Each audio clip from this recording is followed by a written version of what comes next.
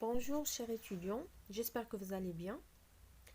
Alors dans cette partie de la réduction de Jordan ou bien la jordanisation, nous allons montrer que toute matrice dont le polynôme caractéristique est scindé est semblable à une matrice diagonale par bloc, avec des blocs presque diagonaux. Et ces blocs presque diagonaux, on va les appeler les blocs de Jordan. Donc on va commencer par définir c'est quoi un bloc de Jordan. Un bloc de Jordan est une matrice J de lambda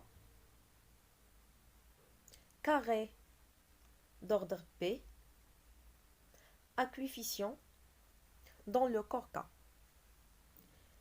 avec des lambda sur la diagonale, des 1 juste au-dessus de la diagonale et après des 0 partout.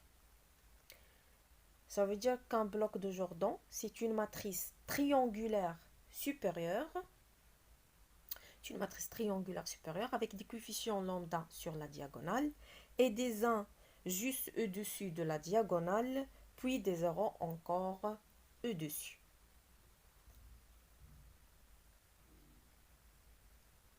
Voici des exemples. On a ici un bloc de Jordan J de 2, lambda égale 2.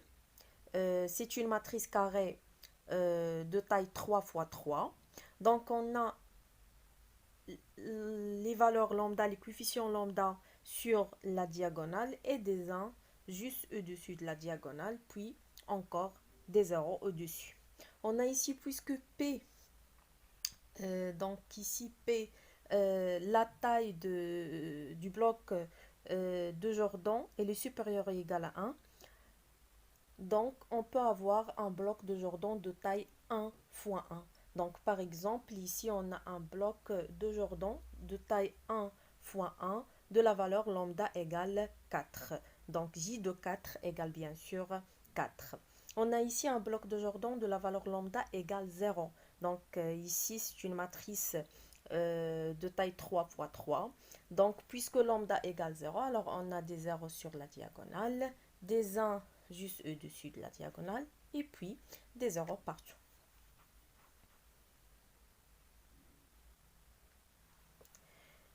Et on va passer à définir c'est quoi une matrice de Jordan.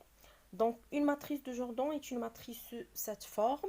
Donc on remarque que c'est une matrice diagonale par bloc. Et sur la diagonale, on trouve les blocs GI lambda I, les blocs de Jordan. En résumé, une matrice de Jordan, c'est une matrice diagonale par bloc et sur la diagonale, on trouve bien sûr les blocs de Jordan. Et les blocs de Jordan, ils peuvent être de taille différente et aussi les valeurs lambda i, elles sont quelconques et bien sûr, certaines d'entre elles, elles peuvent être égales. Donc, prenons un exemple tout de suite. Alors, voici une matrice de Jordan. On remarque que c'est une matrice diagonale par bloc. Elle est formée d'un bloc de Jordan. Le premier bloc de Jordan qui est de taille 2 fois 2, c'est J2 moins 3. Il est associé à la valeur propre moins 3. Puis, on a le bloc, donc c'est G1. Ensuite, on a G2. C'est un bloc de Jordan associé à la même valeur moins 3.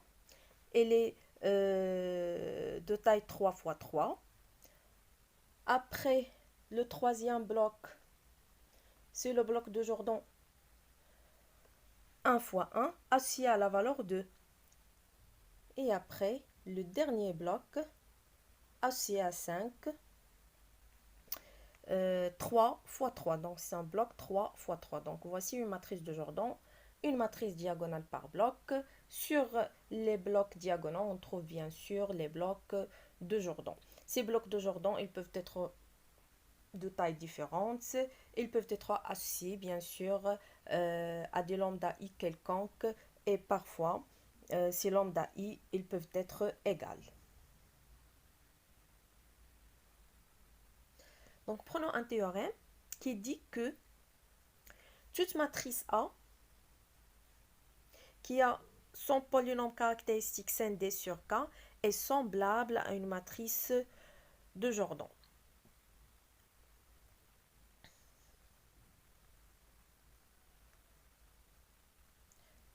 Il y a son polynôme caractéristique scindé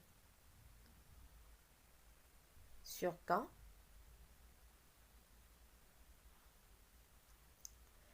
est semblable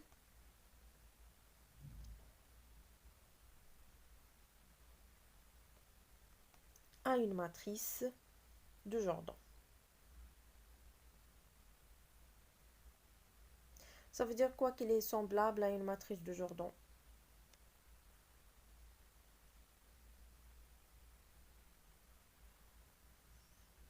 Ça veut dire qu'il existe une matrice inversible P telle que P-1 fois A fois P, bien sûr, égale une matrice de Jordan. Une matrice de Jordan, c'est une matrice diagonale par bloc. Et bien sûr, sur les blocs diagonaux, on trouve les blocs de Jordan. Donc voilà, toute matrice à son polynôme caractéristique scindé sur K est semblable à une matrice de Jordan. De même pour les endomorphismes, bien sûr, en considérant que F a un endomorphisme de E, dont le polynôme caractéristique est scindé sur K, alors il existe une base de l'espace vectoriel E où la matrice de F est une matrice de Jordan. Ça veut dire que c'est une matrice diagonale par bloc avec des blocs diagonaux GI, avec des blocs diagonaux GI, ce sont des blocs de Jordan.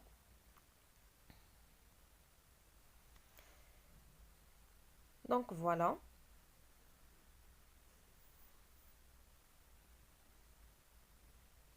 On a donné la définition d'un bloc de Jordan, d'une matrice de Jordan.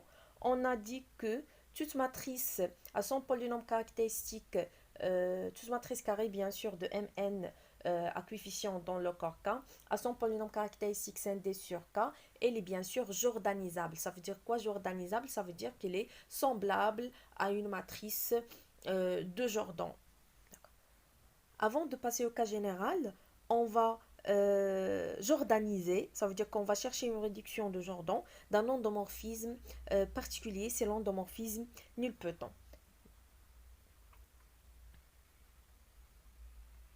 Réduction de Jordan des endomorphismes nilpotents.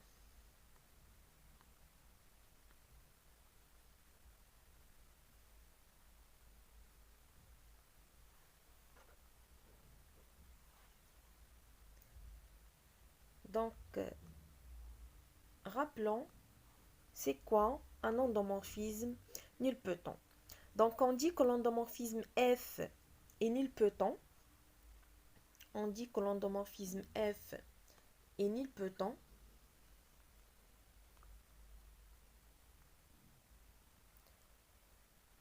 s'il existe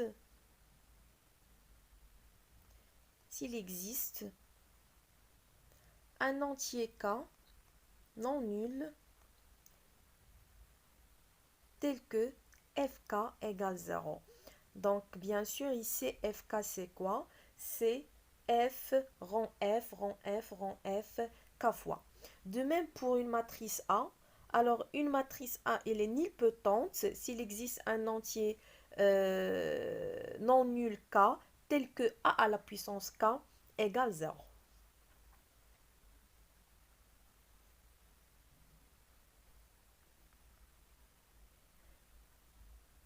Prenons des remarques intéressantes.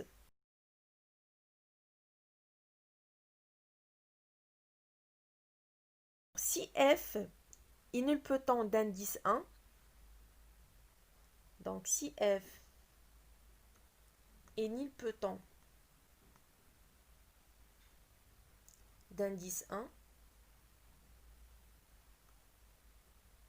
alors f égale 0. Alors f égale 0.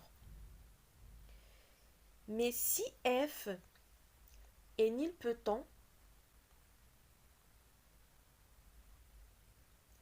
d'indice p, alors p bien sûr strictement supérieur à 1, alors fp égale 0 et fp moins 1 différent de 0. Parce que sinon, si on a fp-1 égale 0, donc on peut dire que l'indice de nilpotence égale p-1. Donc, si on a un endomorphisme nilpotent d'indice de nilpotence égale à p, ça va impliquer tout de suite que fp égale 0 et fp-1 différente de 0.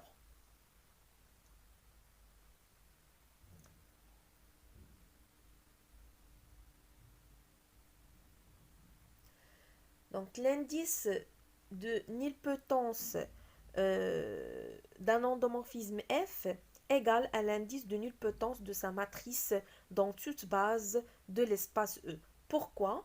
Parce qu'on a P-1 fois A fois P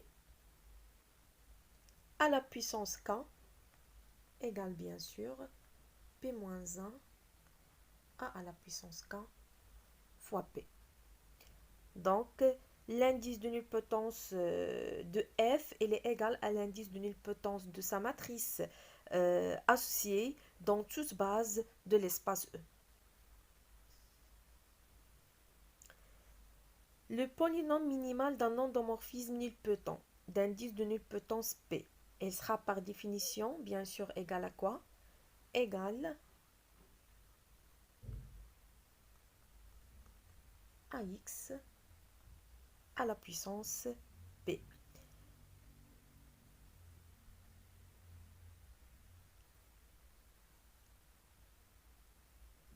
Prenons un lemme qui dit que si l'endomorphisme F est nilpotent,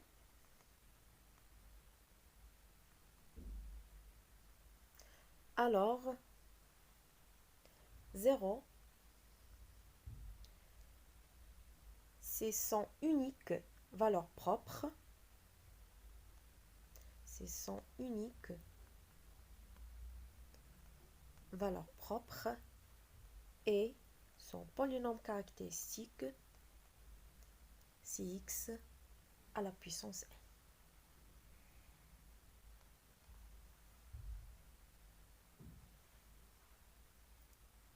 Si l'endomorphisme F est nilpotent, donc 0 c'est son unique valeur propre et bien sûr dans ce cas son polynôme caractéristique c'est x à la puissance n. Passons à la démonstration. D'abord, on va démontrer que 0 est une valeur propre de l'endomorphisme F.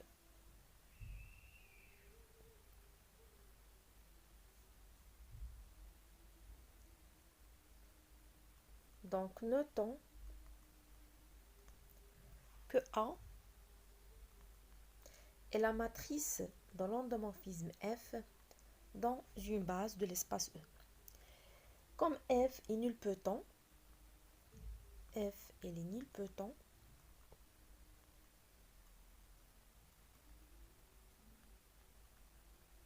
alors il existe K supérieur ou égal à 1 tel que A à la puissance K égale 0. Ça va impliquer directement que déterminant de A à la puissance K égale 0. Donc bien sûr ici A égale 0 c'est la matrice nulle. Ça va impliquer que déterminant de A à la puissance K égale 0. D'où bien sûr déterminant de A égale 0.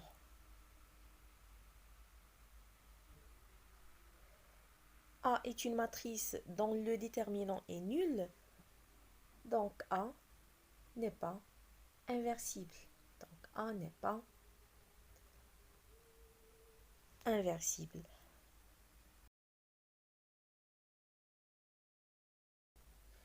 Ce qui va impliquer que 0 appartient au spectre de A. Donc voilà, on a démontré que 0 est une valeur propre de A et par la suite 0 est une valeur propre de l'endomorphisme F.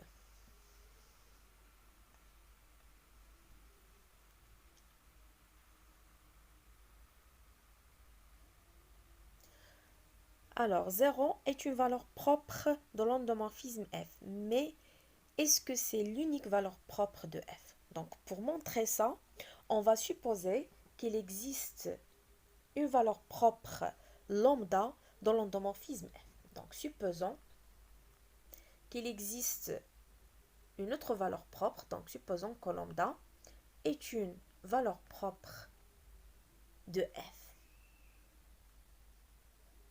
Ce qui implique que il existe un vecteur non nul de l'espace E tel que f de x égale lambda x.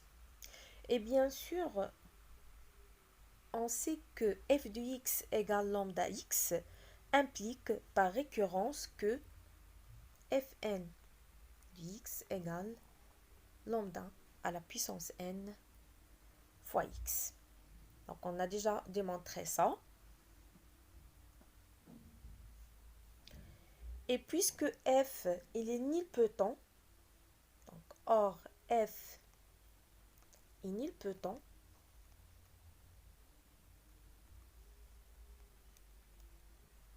ce qui implique l'existence d'un entier K non nul tel que fk égale l'endomorphisme nul. Ce qui va impliquer que fk lambda k fois x est nul. Donc lambda à la puissance k fois x égale 0, ça va impliquer directement que lambda à la puissance k égale 0, puisque x est un vecteur propre et il est différent du vecteur nul. D'où lambda est nul. Alors, on vient,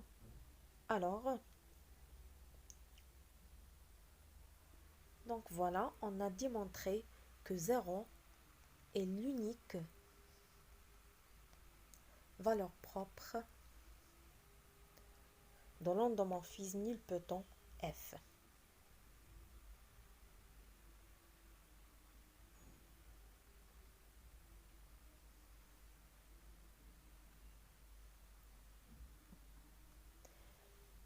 Alors 0 est la seule valeur propre de F, donc la seule racine du polynôme caractéristique, et par la suite le polynôme caractéristique c'est x à la puissance n, c'est x moins 0, le tout à la puissance n, donc c'est x à la puissance n.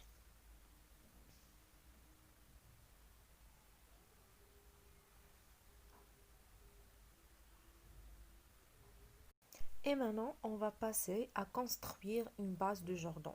Ça veut dire qu'on va chercher une base de l'espace vectoriel E dans laquelle la matrice associée à l'endomorphisme F est une matrice de Jordan. Bien sûr, on est toujours dans le cas où l'endomorphisme F, c'est un endomorphisme nilpotent, d'indice de nilpotence P strictement supérieur à 0.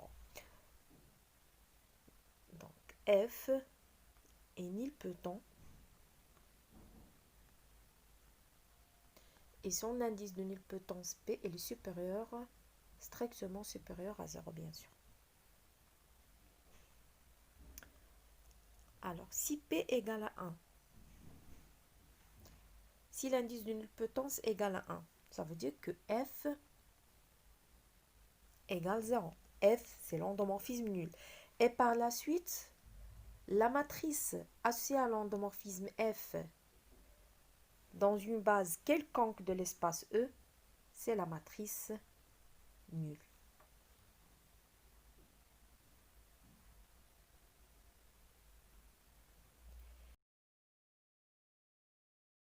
Et pour P strictement supérieur à 1, pour un indice de nilpotence strictement supérieur à 1, ça veut dire bien sûr que Fp égale 0 et Fp-1 différente de 0. Donc Fp-1 différente de 0, ça va impliquer qu'il existe au moins un vecteur x de l'espace E tel que Fp-1 de x est différente du vecteur nul. Donc voilà, Fp-1 de x différente du vecteur nul.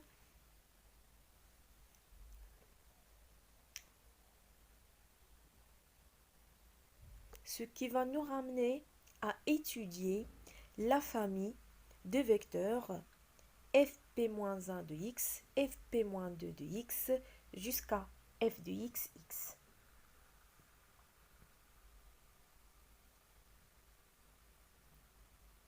On va prendre un lemme et l'étude de cette famille, bien sûr, elle sera sa démonstration. Donc, F, un endomorphisme de l'espace E, qui est bien sûr nilpotent, d'indice de nilpotence P. Donc voilà, c'est l'indice de nilpotence de l'endomorphisme F égale P. Soit X, un vecteur de E, tel que Fp-1 de X différente du vecteur nul. Alors, la famille Fp-1 de X, Fp-2 de X, f de X, X, est une famille libre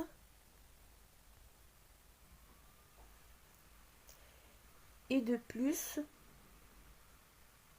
le sous-espace vectoriel engendré par cette famille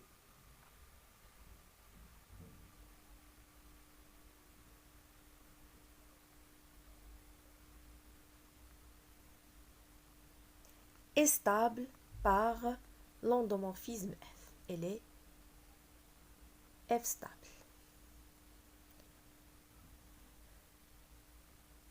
Démontrons ça.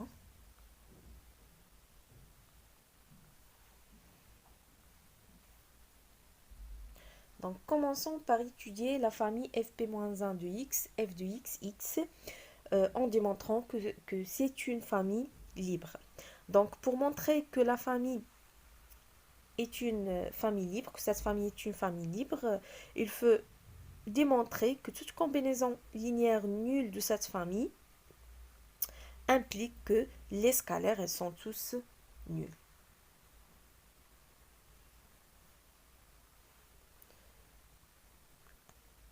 Soit des scalaires alpha i entre 1 et p sont des scalaires du corps K et considérons l'équation E.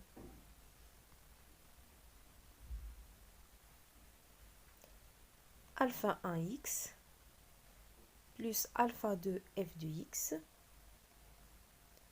plus alpha 3 f carré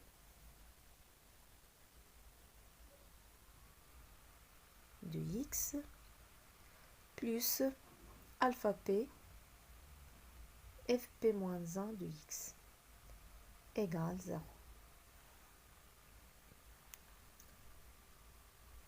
Calculons maintenant l'image des deux membres par fp-1.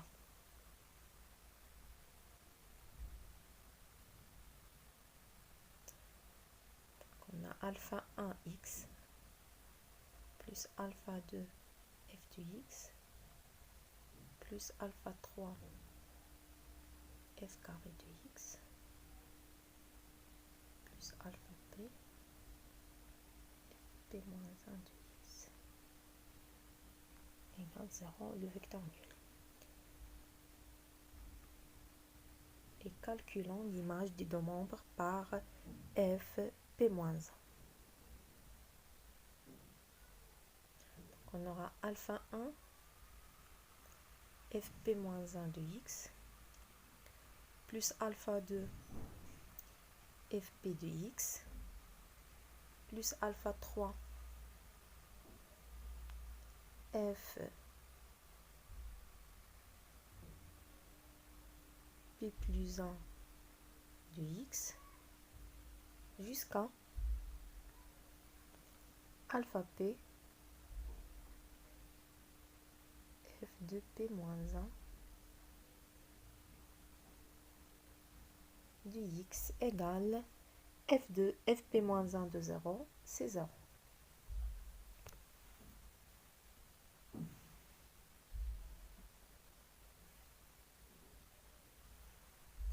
Puisque f est nilpotent, d'indice de nilpotence égale à p, donc fp de x 0, fp plus 1 de x 0 jusqu'à f de p moins 1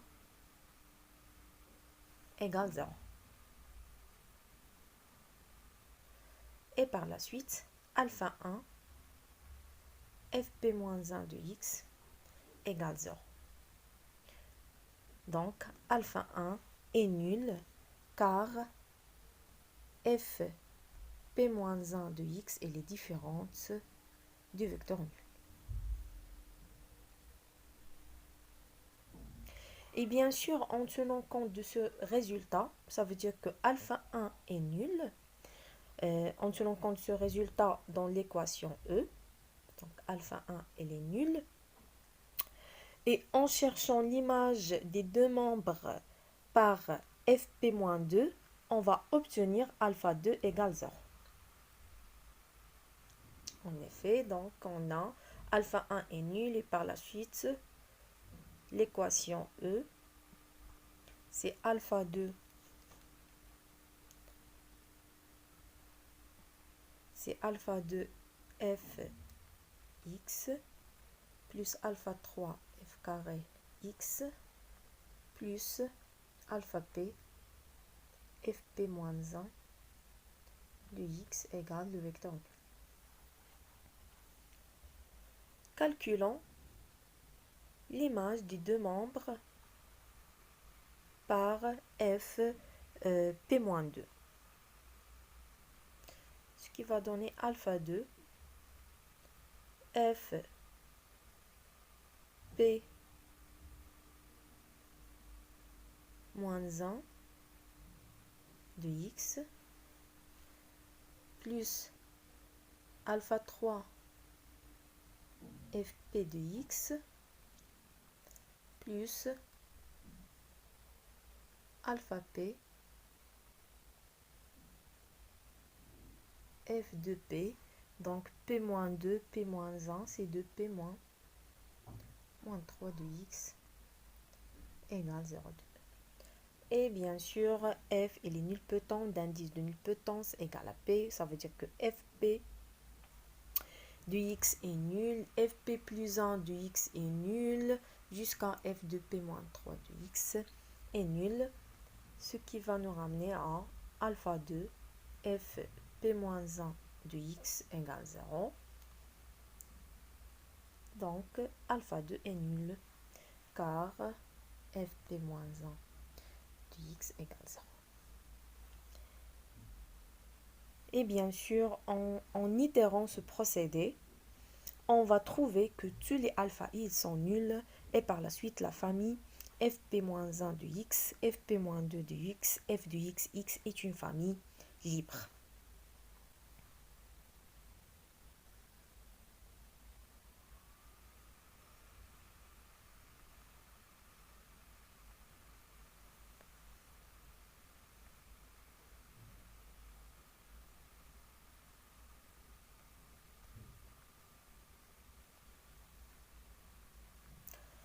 Montrons maintenant le sous-espace, que le sous-espace engendré par cette famille est stable par l'endomorphisme F.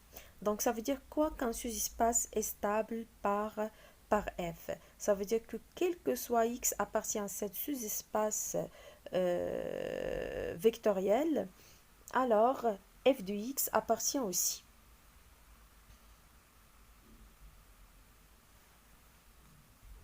Donc on doit démontrer que pour tout X appartient, alors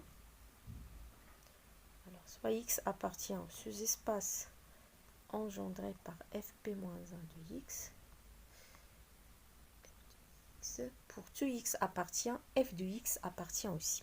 Alors calculons F de X. Mais avant de calculer F de X, on va donner l'expression de X dans cette sous-espace.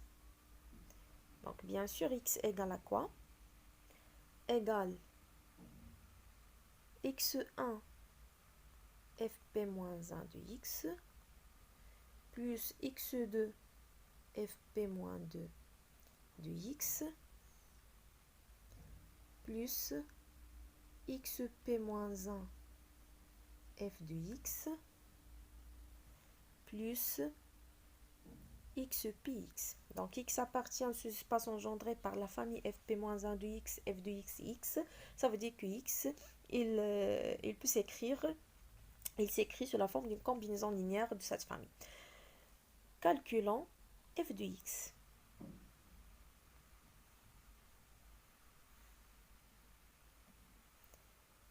Donc c'est x1 fp de X plus x2 fp-1 de X jusqu'à xp f de X. Et puisque f est nilpotent d'indice de nilpotence égal à p, donc fp de X est nul. Et par la suite, f de X, il s'écrit sous la forme d'une combinaison linéaire de la famille fp-1, fp-2, f de X, X. Donc, f de X appartient au sous-espace engendré par fp-1 de X jusqu'à f de X, X. Alors voilà.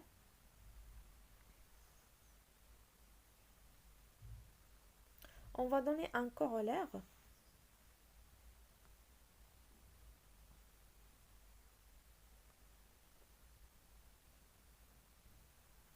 qui dit que on a toujours P inférieur ou égal à la dimension de E. C'est quoi P? C'est bien sûr l'indice de nilpotence. L'indice de nilpotence, il est toujours inférieur et égal à la dimension de E. Et par la suite, F à la puissance dimension de E égale 0 pour tout son endomorphisme nilpotent F de E. Que F, la dimension de E égale l'endomorphisme nul pour tout endomorphisme, quel que soit F, endomorphisme de E, nilpotent d'indice de nilpotence, bien sûr, P inférieur ou égal à la dimension de E. Montrons ça. Juste, on va le vérifier. Donc, on a l'indice de nilpotence de F égal à quoi? Égal à P. Et on remarque que P, c'est le cardinal, elle représente le cardinal de la famille fp-1 de X jusqu'à f de X, X. Puisque cette famille est une famille libre de l'espace E, ce qui va impliquer que son cardinal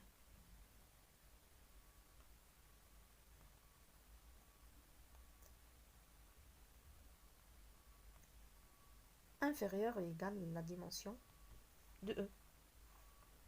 Et par la suite, l'indice de nilpotence P, il est toujours inférieur ou égal à la dimension de l'espace E.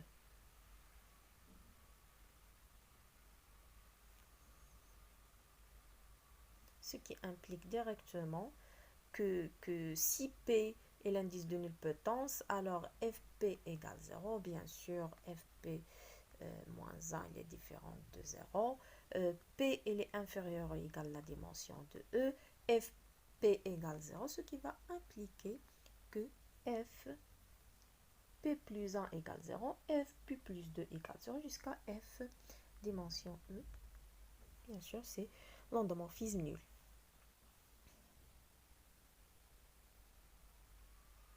Donc, puisque l'indice de nilpotence est inférieur ou égal à la dimension de l'espace E, on va prendre deux cas. Le premier cas, c'est le cas particulier. C'est le cas particulier où l'indice de nilpotence P égale la dimension de l'espace E. Et après, on va passer au cas général où l'indice de nilpotence est inférieur ou égal à cette dimension N.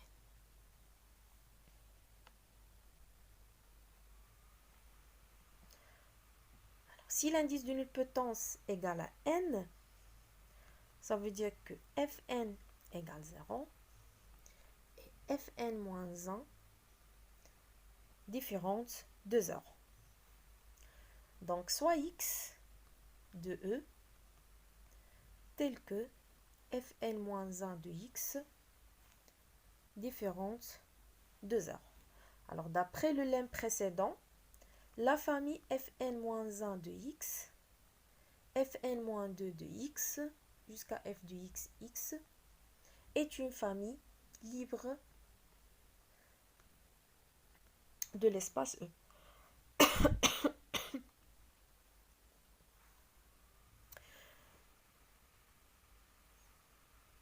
Et puisque le cardinal de cette famille égale la dimension de l'espace E, ça va impliquer que cette famille représente une base de E.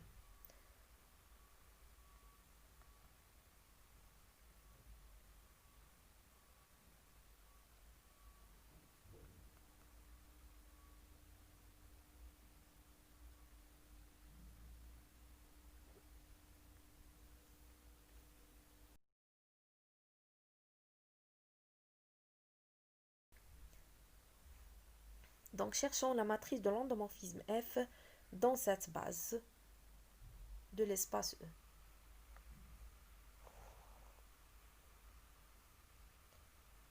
La base B, bien sûr, c'est quoi? C'est F n moins 1 de x jusqu'à f de x, x.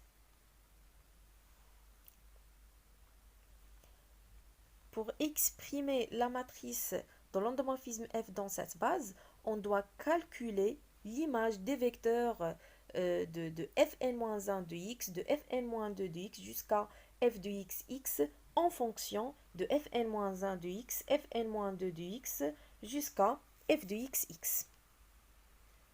Voilà, on va calculer f de Fn moins 1 de x, f de Fn moins 2 de x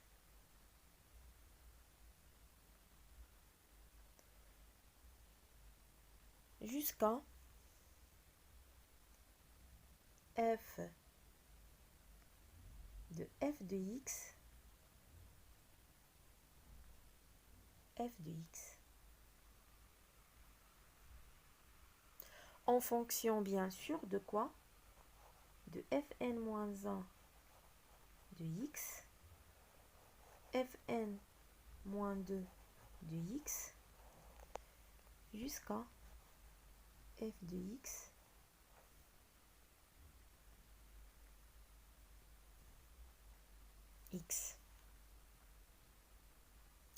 Donc, f de fn-1 de x, c'est quoi? F de fn-1 de x, c'est fn de x.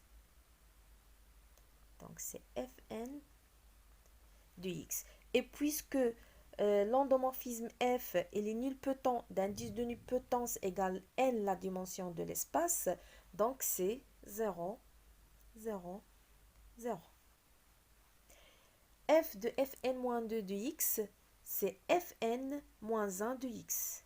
C'est fn-1 de x. fn-1 de x en fonction de fn-1 de x, fn-2 de x jusqu'à f de x, x, c'est 1, 0, 0. Pour f carré de x, donc ici c'est x, pour f carré de x, en fonction de fn-1, fn-2 jusqu'à f carré de x, fx, x, c'est 0, 0, 1, 0, 0. Et pour f de x, c'est 0, 0, 0, 1, 0. Donc voilà, on remarque que la matrice associée à f dans cette base, c'est bien sûr une matrice de Jordan. Une matrice de Jordan de la valeur propre lambda égale 0. Donc on a ici des 0 sur la diagonale et des 1 juste au-dessus de la diagonale et après des 0 partout.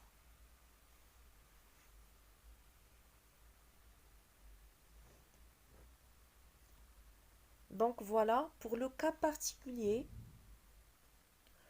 où l'indice de nilpotence égale n la dimension de l'espace, on a construit une base de Jordan, une base dans laquelle la matrice associée à l'endomorphisme F est une matrice de Jordan. Cette base, c'est bien sûr la base fn-1 de x jusqu'à fx, x, avec bien sûr x un vecteur de E tel que fn-1 de x différente de 0.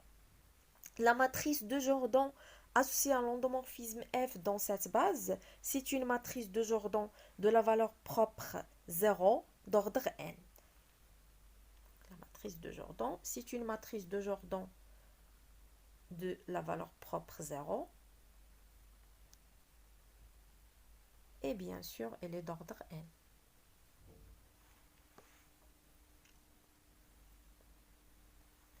Passons maintenant au cas général. Ça veut dire le cas où l'endomorphisme F est nilpotent d'indice de nilpotence P inférieur ou égal à la dimension de l'espace E.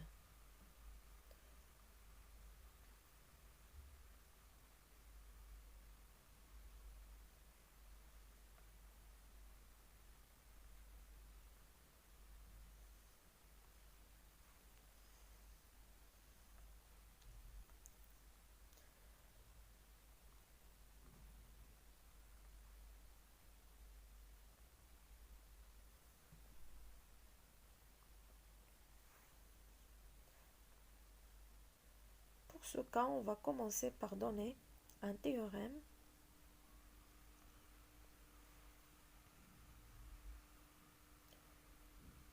c'est le théorème de Jordan.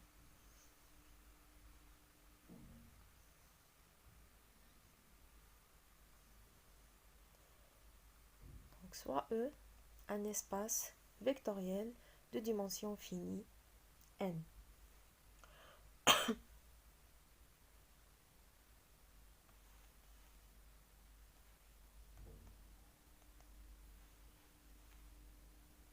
F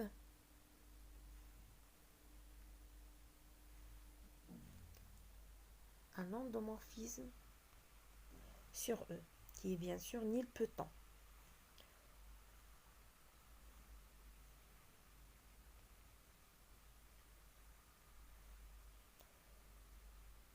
Alors, il existe une base de E telle que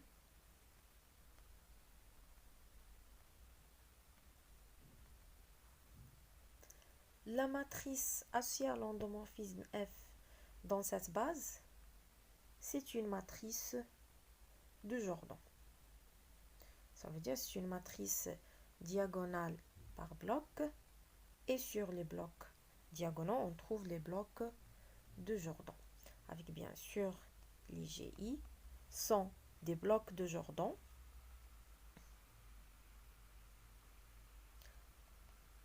associés à la valeur propre 0. Prenons un lemme.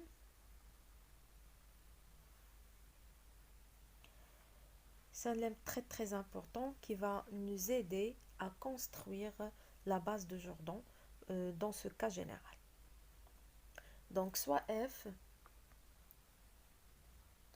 un endomorphisme de E, d'indice de nilpotence, bien sûr, d'indice de nilpotence égale à P. Alors pour J de N, notons FJ, c'est le noyau de FJ. Alors, on a les inclusions suivantes. Le singleton 0, c'est F0. Ça veut dire quoi F0? Ça veut dire c'est le noyau de F0. Et ça veut dire c'est le noyau de l'identité. Il est inclus dans F1. Le noyau de F est inclus dans F2. Le noyau de F carré est inclus jusqu'à Fp-1 est inclus dans Fp. Et c'est quoi Fp? C'est le noyau de Fp.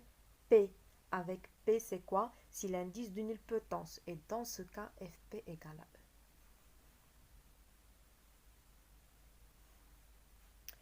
Donc voilà, c'est l'inclusion des noyaux. F0, c'est quoi? C'est le noyau de F0. F1, c'est le noyau de F1. F2, c'est le noyau de F carré. Jusqu'à Fp-1, le noyau de Fp-1, jusqu'à le noyau de Fp. Donc, le noyau de F0 est inclus dans le noyau de F1, est inclus dans le noyau de F2, ainsi de suite jusqu'à le noyau de Fp égale à E. Démontrons ça.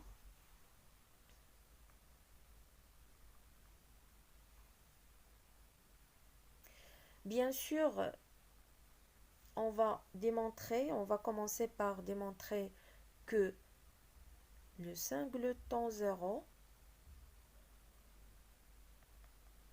F0 est inclus dans F1. Alors, F0,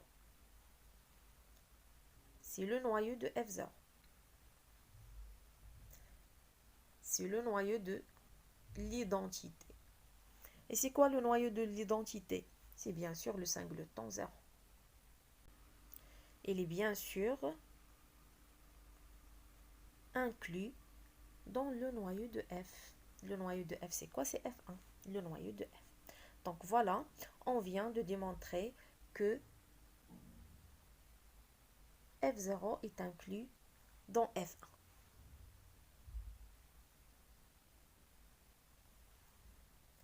Passons maintenant à montrer que le noyau de FJ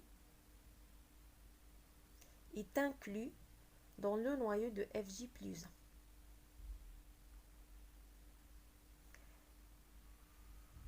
Quel que soit J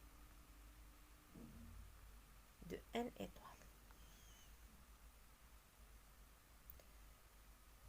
Donc, soit X appartient au noyau de FJ.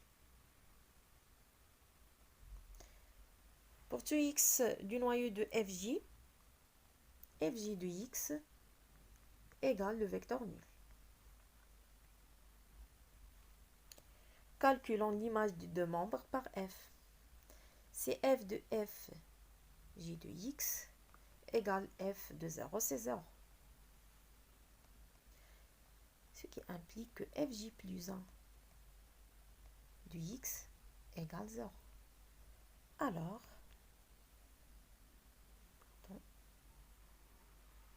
x appartient au noyau de fj plus 1.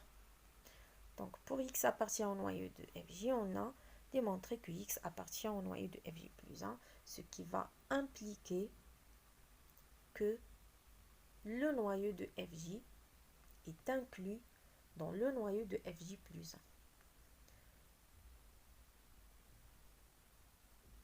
Quel que soit j de n étoile. Donc voilà, on a démontré que le noyau de f0 est inclus dans le noyau de f1. Donc pour j égale à 0. Et après, on a démontré que le noyau de fj est inclus dans le noyau de fj plus 1, quel que soit j de n étoiles. Alors, il nous reste à démontrer que le noyau de fp égale E.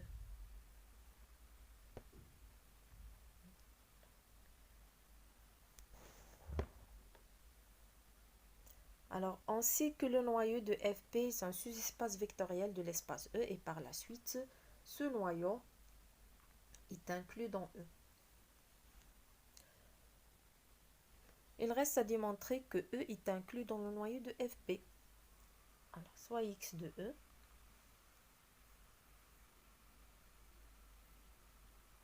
donc, quel que soit x de E, puisque f est nilpotent d'indice de nilpotence égale à p, ça veut dire que fp de x égale 0, quel que soit x de E, égale le vecteur nul.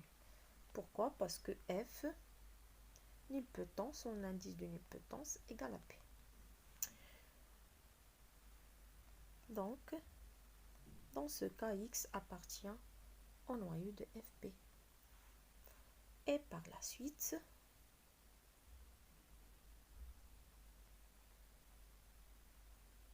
E est inclus dans le noyau de fp. Alors voilà. 1 et 2. D'après 1 et 2, E égale le noyau de fp, bien sûr, f est nilpotent d'indice de nilpotence égale à p.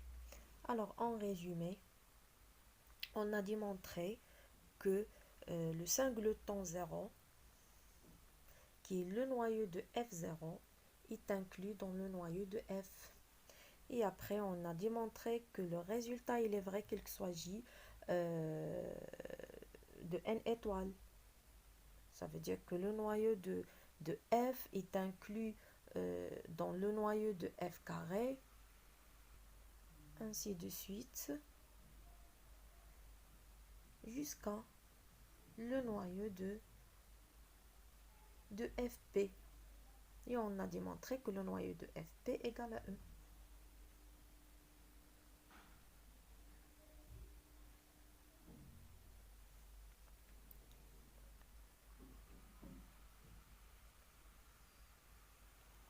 Donc ce premier lemme, c'est un premier résultat qui va nous aider à construire notre base de Jordan. Pour un deuxième résultat très important qui va aussi nous aider,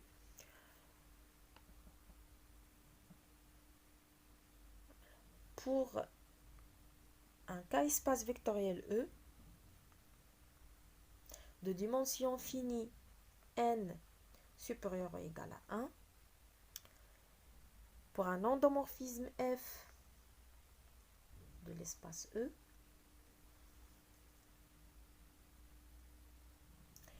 fixons l'entier K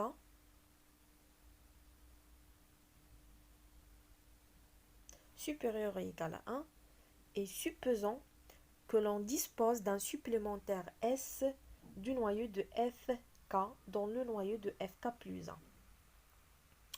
Donc, bien sûr, on a démontré que le noyau de FK plus 1, il contient le noyau de FK. Donc, c'est juste un schéma pour expliquer. D'accord? Alors, supposons que l'on dispose d'un supplémentaire S. Donc, voilà S. C'est le supplémentaire du noyau de FK dans le noyau de FK plus 1. Ça veut dire quoi? Que c'est le supplémentaire du noyau de FK dans le noyau de FK plus 1. Ça veut dire que S somme directe noyau FK égale noyau FK plus 1.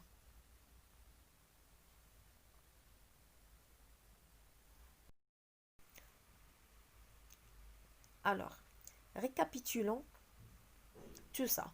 On a E un K espace vectoriel de dimension finie n supérieur ou égal à 1, F un endomorphisme de E. Alors, pour un entier K supérieur ou égal à 1, si l'on dispose d'un supplémentaire S du noyau de FK dans le noyau de FK plus 1, ça veut dire si on a un sous-espace vectoriel S tel que S somme directe noyau de FK égale noyau de FK plus 1, alors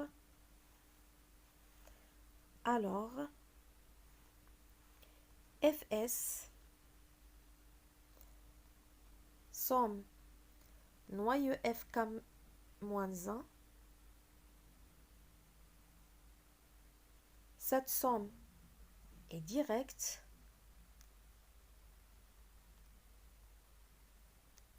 alors cette somme est directe, Fs somme noyau de FK moins 1 est directe, est inclus dans le noyau de FK.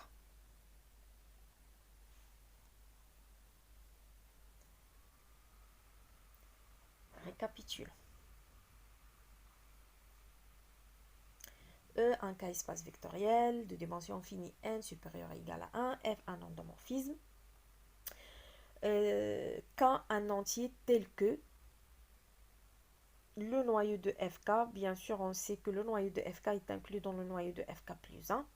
Alors si l'on dispose d'un supplémentaire du noyau de FK dans le noyau de FK plus 1, ça veut dire un sous-espace vectoriel S tel que S sans direct noyau de FK égale noyau de FK plus 1, alors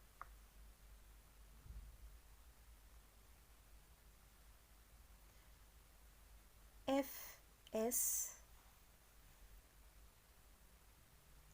somme noyau FK moins 1. Donc ici on a noyau FK, donc ici on a noyau FK moins 1. Il est direct, est inclus dans le noyau de FK. Bien sûr, on sait que le noyau de FK moins 1 est inclus dans le noyau de FK. Mais avec ce lemme, on va démontrer que Fs, somme directe noyau de FK-1, est inclus dans le noyau de FK. Avec S, c'est le supplémentaire du noyau de FK dans le noyau de FK plus 1.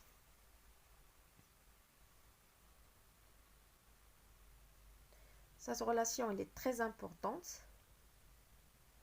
Cette relation va nous aider à construire la base de Gendron. Donc, démontrons cette relation.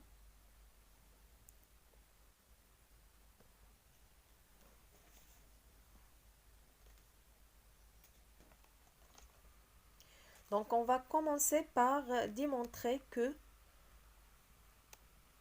la somme est directe. La somme Fs noyau Fk-1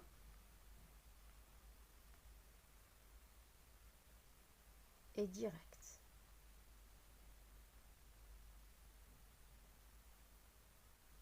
Pour montrer ça, il suffit de démontrer que Fs intersection noyau fk-1 est réduit sous singleton 0.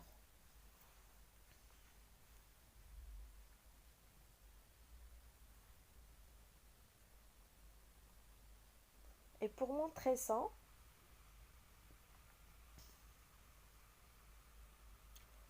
on va prendre un x de cette intersection.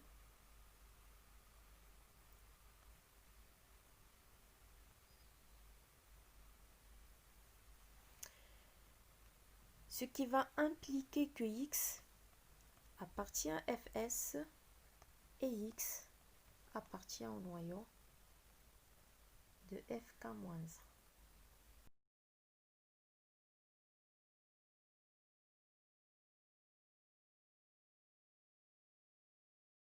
Alors pour x appartient à f de s, ça va impliquer qu'il existe un petit s du sous-espace vectoriel S tel que x égale f de s. Pour x appartient au noyau de fk-1, ça va impliquer que fk-1 de x égale le vecteur nul. Ce qui va impliquer que fk-1 de x, c'est f de s égale le vecteur nul. Et par la suite, fk de s est nul. Voilà, fk de s est nul.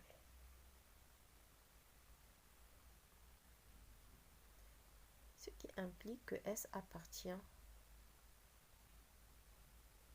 au noyau de FK.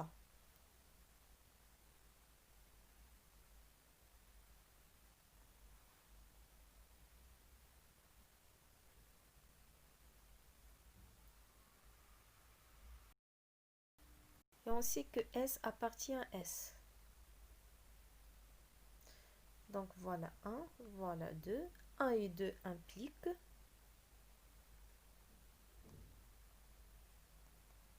que S appartient à S intersection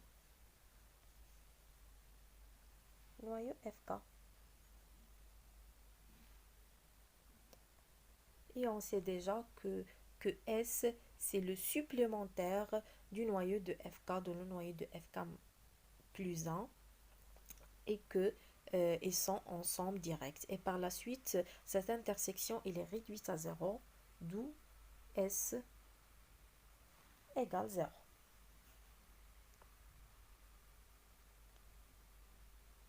Voilà, S égale 0. Je vais revenir pour voir l'expression de x. C'est quoi x? C'est f de s. C'est quoi s? C'est 0.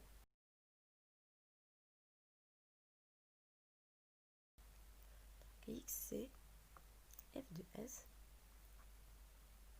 C'est f de 0, c'est ça. Donc voilà, on a démontré que x appartient à l'intersection fs noyau de fk-1 implique que x, c'est le vecteur nul. D'où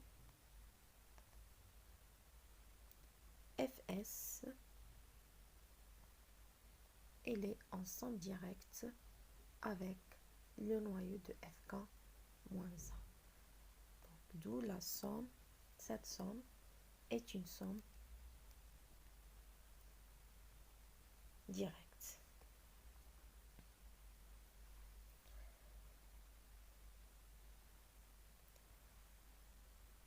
Donc voilà, on a démontré que la somme fs noyau fk-1 est une somme directe. Il nous reste à démontrer que cette somme directe est inclue dans le noyau de fk. Donc montrons que la somme directe fs noyau fk-1 est inclus dans le noyau de fk.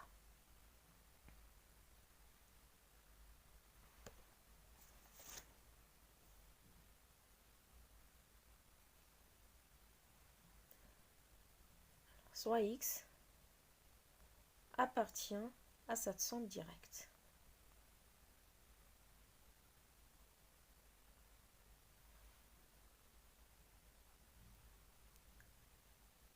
Ce qui implique qu'il existe un Y qui décrit f de S et Z qui décrit noyau fk-1 tel que X égale Y plus Z. Pardon, ici c'est grand X.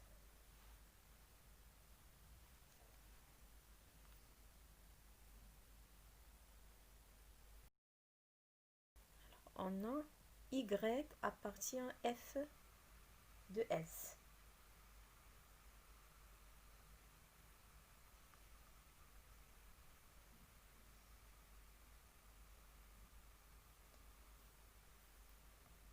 Et Z appartient au noyau de fk-1.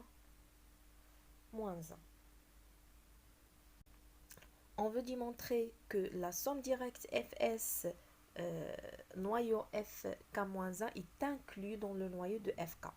Donc, pour un x appartient à cette somme directe, x égale y plus z, tel que y décrit fs et z décrit noyau de fk-1. Donc, pour montrer que ce x appartient au noyau de fk, on va calculer fk de x. Bien sûr, c'est fk de y plus z. C'est fk de y plus fk de z. Pour y appartient à fs, ça veut dire qu'il existe un s, petit s appartient à s tel que y égale f de s. Donc, c'est fk f de s plus fk de z. Donc, fk de z, c'est quoi? C'est f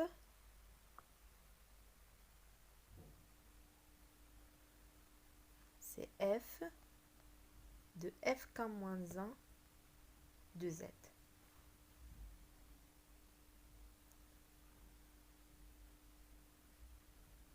Égale, donc fk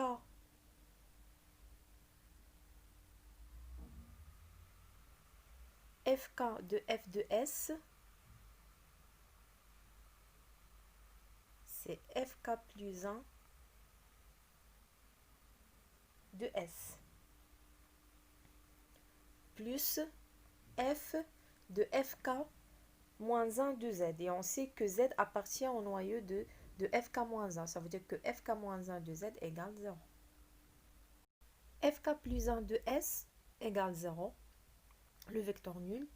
Et f de 0 c'est 0, donc c'est 0. Alors, pourquoi fk de s égale 0? Fk plus 1 pardon, de s égale 0. Parce que s appartient à s.